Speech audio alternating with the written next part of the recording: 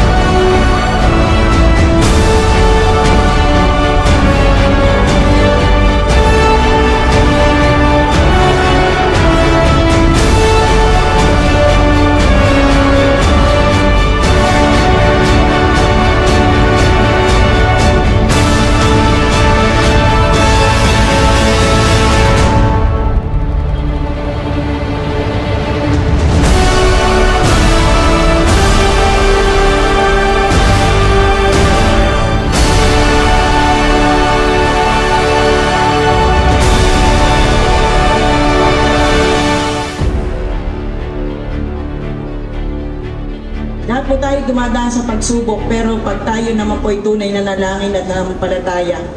Kagaya po ng kay Apo Kulas, 3 taon ko po siyang kinukup po sa aming tahanan.